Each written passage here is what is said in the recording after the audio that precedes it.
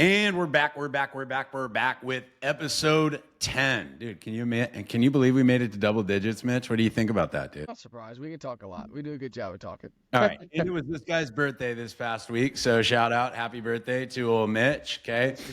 And as we get into this week, we're going to start, guys, episode 10 with just coming off of college football week 2, what our 3 big takeaways were from the weekend. So, Mitch, why don't you enlighten the people, brother? What were our 3 big takeaways off college football week 2? Yes, first takeaway, the obvious. Big upset in South Bend. NIU takes down Notre Dame. Obviously, we'll talk about that.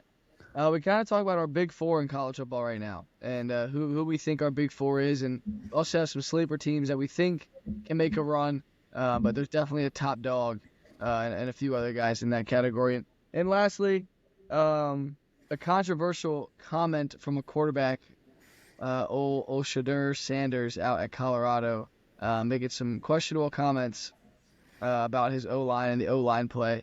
A little bit of a taboo for quarterbacks. So we'll dive into that, and I'm excited to get into these things. Absolutely, dude. Now, when we think about Notre Dame and Northern Illinois, I mean, bro, in your lifetime, are we talking Appalachian State beating Michigan at the Big House? And, like, is there anything that rivals this besides that? I mean, you're talking about a top 5 team in America that's paid for a lot of their roster against Northern Illinois, dude. And, I mean, yeah, Mitch, in your lifetime, have you seen a bigger upset than that besides maybe App State, Michigan? I haven't. And the only reason why I won't say it was as big as that is just because that year, and at this point in college football, you have a loss, you can still make the national championship. You can still make the playoffs, still get to the national championship if you run the table.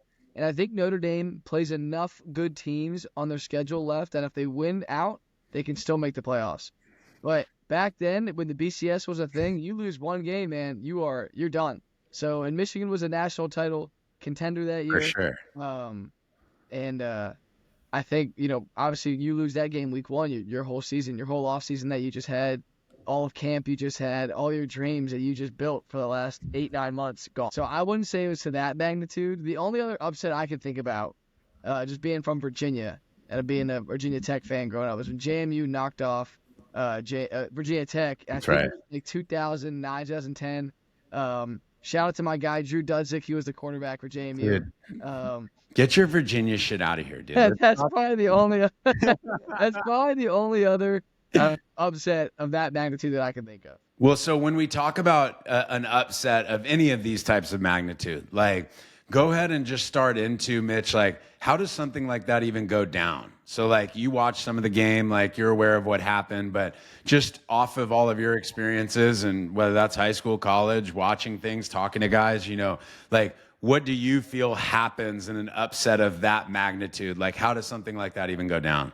Yeah, it's a few things. One, it's like it's a psychological thing. It's either after a big win or before a really big game. And Notre Dame just came off a huge win versus A&M on the road. So you're still riding the high of that win on Sunday at practice and Monday at practice. But in reality, you have to lock in and get ready for a new opponent. Right. After losses, you're almost better off the first day of practice after a loss because you're even more focused. And not because you're not focused after a win, but you're still feeling yourself and you're still, happy and the emotions are up and everything's good. Whereas a loss, you're like, all right, we need to focus to get back to work. And this is the case, for Notre Dame. They came off a huge win and then they go play, no disrespect, but a lesser opponent in NIU. At home, the home opener. And a lot of guys first time playing in South Bend, and a big deal for a lot of transfers and whatnot. But and second of all, it comes down to just like sloppy football. Those guys are Division I football players too, and if you make mistakes, they'll capitalize on it. They got good guys, they good players too, and that's what happened. A late turnover at the end of the game is kind of what lost the game for Notre Dame. Totally. And like, I think I'll throw like my coaching hat on a little bit here, just in terms of the things that I've observed from this standpoint too, is as you looked at Notre Dame's schedule for the season, like, because you look at your schedule often during the summer and stuff, like you look at how it lays out. it's like, as you look at how it lays out, you go, okay, this is what we need to do to go to the playoff. Like, and whether it's the right thing to do, you know, one game at a time is always the right way to do it. Right. But it's like, that's bullshit. Like that's not how it really works. Like, that's how you feel. That's the narrative. That's what you say. But like in the summer, you're thinking about, yo, Mitch, if we beat A&M at A&M, Yep. we got 4 layups after that before we play like a Florida State. Yeah. Or we have 7 layups until we play a USC. So if we can just fucking go into Kyle Field and win this fucking game, dude, we're here. So it's that, like you're talking about in terms of lack of focus, it's that exhale. Yeah. After that. Sure. And then you exhale, and then there's also like, we're playing at home, dude. We got one of the best defenses in the country. These guys aren't going to score on us. Like, if we run the ball every fucking play, we'll score 21 points. They're not going to score 21 points against us. Here we go. And then you find yourself in a fucking street fight. Yeah. Like, and once the street fight starts, like, I could go, you can go, like, describe what that starts to feel like. Like, once you realize, like, oh, shit. Like, it's the end of the third quarter, and we're in this thing right now. Yeah, I think you hit it on the head with the exhale. That was a great way of putting it. But for a street fight, for NIU, a street fight is exactly what they want. Right. That gives them confidence because they're like, oh, we're hanging around. But for Notre Dame, that just ensues panic. That's like, why are they hanging around? What are we doing here? So if you can crush a team's hope early, that's the biggest thing in a game that's that, you know, marginalized in terms of like a spread or whatever. Take us into panic. Like, take us into what panic. We both felt it. What does panic feel like? It's like the immediate thought is that, okay, well, we can't get embarrassed on national television. We're not supposed to lose to NIU. We can't embarrass ourselves. And then you start thinking, if we lose this game, then are we going to make the playoffs? Are we, all these things we said we wanted to do, are those still going to be obtainable? So you have this immediate panic of the right now. Okay, I don't want to lose. I don't want to be embarrassed. And then it becomes, oh my gosh, down the road, are our goals and our hopes for the year gone? Are they out the window? And then when you're on the field having those thoughts and you start playing not to lose to NIU, oh brother, that's a tough feeling. Brutal spot. Yeah. And you know, Derek Jeter is my favorite baseball player of all time, and like for a lot of reasons, I love that guy. But one of the things that he said that stuck with me the most is he's like, "You do the last thing you think about," and when you think of what Northern Illinois was thinking on their sideline, it's like, this is right where we want to be, dude. Yeah. We got them where we want them. It's one play away, bro. Let's keep doing what we're doing. Yeah. Let's fucking go. And they're all going nuts on the sidelines and everything. For Notre Dame, the stadium's quiet. They're sitting in that eerie zone of like, dude, like, we just got to play smart and play safe. And like, we'll get there. And so you have one team trying to literally take out your jugular, and you got the other team who's just hoping that their jugular doesn't get fucking cut open. And it's like that whole dynamic played out right in front of our eyes. And like, we're going to talk about Riley Leonard in detail, but you know, I think that that's a huge part of the story here is like, I think the story that I came away the most excited about was that coach for Northern Illinois. Yeah, no doubt. That interview after the game, when you see tears like that, and when you feel sincerity like that, like you could tell that it was for his players. Like, yeah, he played at Northern Illinois. Yeah, all of that. But like, you could feel that that was for his players. Yeah. And I don't want to take anything away from that, because that to me is the happy, like, that's why I love college football. That's why we love college football. Of course.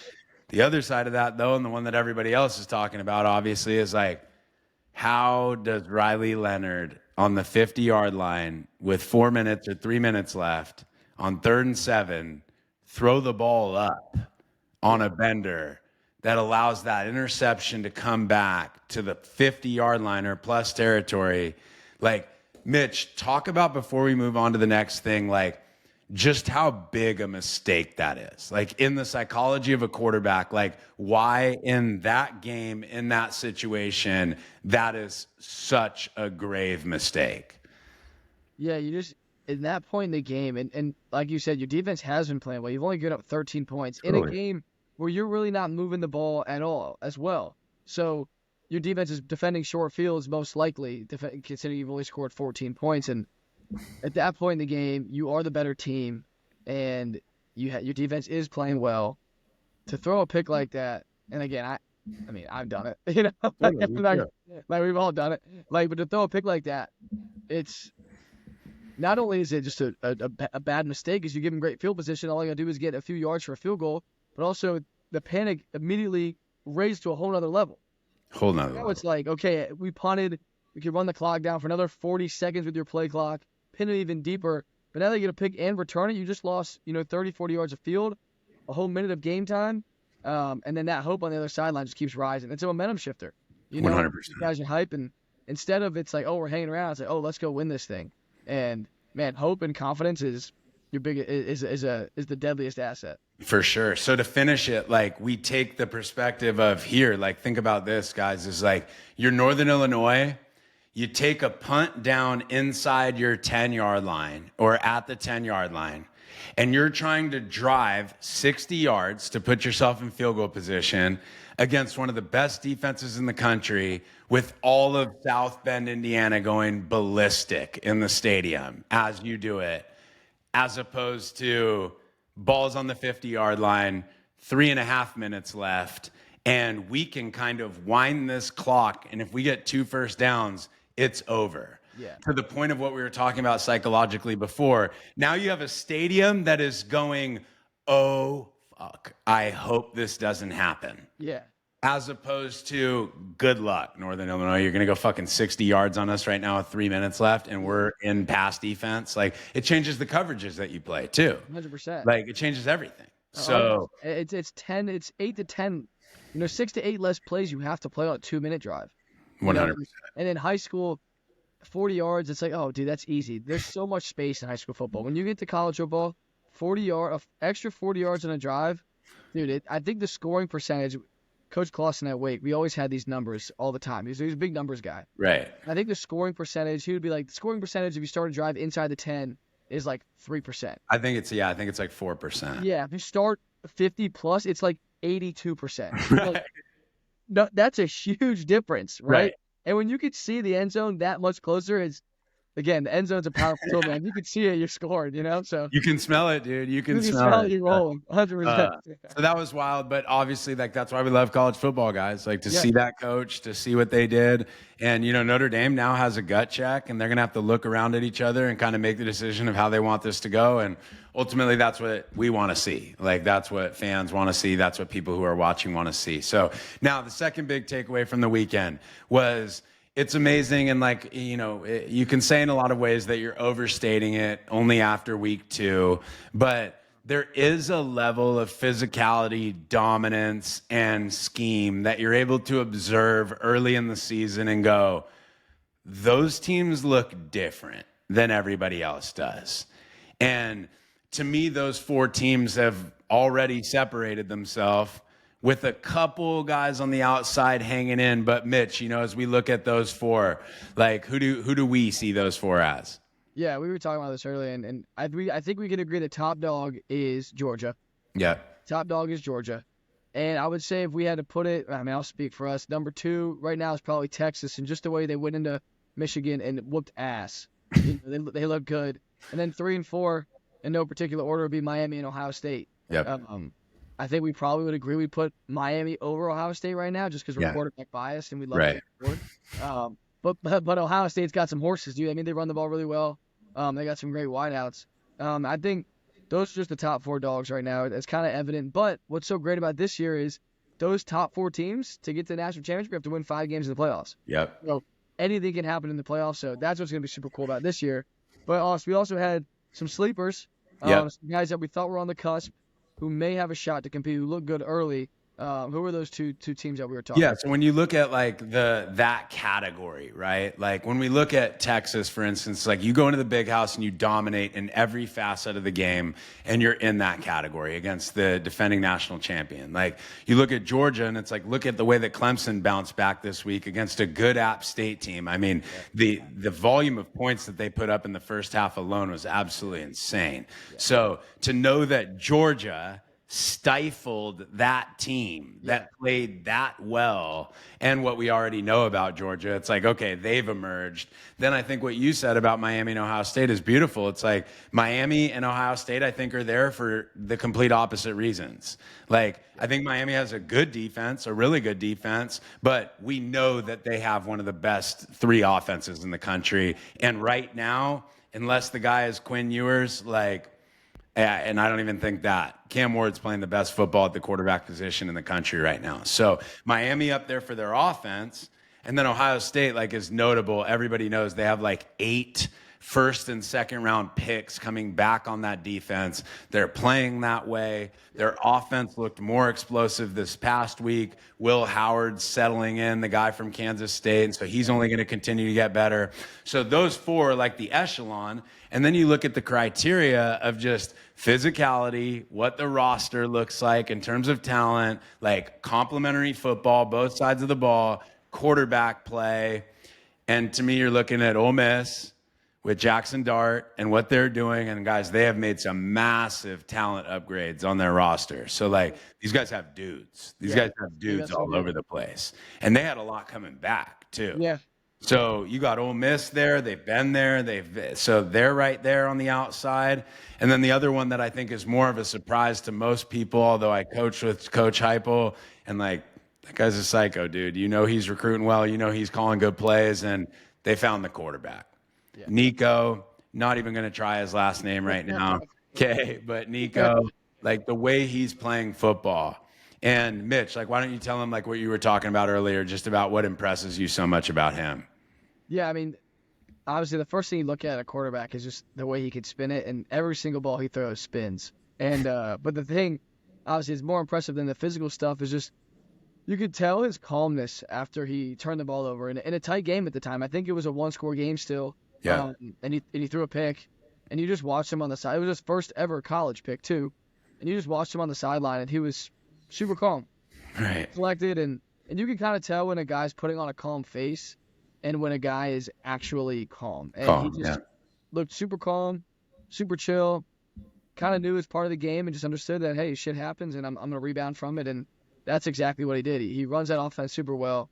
He's got a strong arm, and Tennessee's big with the wide splits, throwing vertical passing game, and super accurate. And I obviously don't know him personally, but everything I've ever heard about that guy is he's like the greatest human ever. Yeah. Such a great soul. Yeah. And you kind of just tell that he's with the calmness and the almost the stoicism after that event of throwing the pick. I knew they were going to bounce back, and they ended up putting a beat down on State in a big game. That's a big game in Panther Stadium, and it's a sold-out crowd. So that was a big environment to bounce back in. No doubt. And just to put the party hat on Tennessee specifically is like anytime a Josh Heupel team, they're talking about the defense before the season starts. Yeah. Watch out. Yeah. Because if the offense is going to play well. Yeah. So there are some things already in the first 2 weeks of performance that I can say that Nico's playing at a more consistently high level than Joe Milton ever played with at Tennessee. You give them that quarterback play with that defense, and they have dudes on offense. Yeah, Rocky Top's going to be going nuts a lot of the season down there in Old Tennessee, which, dude, that shit is wild. Anyway, beat their ass, though. And then the last one, Mitch, which, like, I mean, we're going to be unfiltered on this show, and we're gonna talk the way that we feel about it. But this one is just really disappointing because you talk about Deion Sanders and who Deion Sanders is, and Prime and everything that he's done, and a man of God, and talks all the time about culture and talks all the time about all of these things that sound great. And again, I'm not one to say I don't believe him. That's not the case, but I look at Shadur and I go, well, the apple doesn't fall far from the tree. I love Shadur's competitive temperament. I think he has a lot of it gene stuff to him.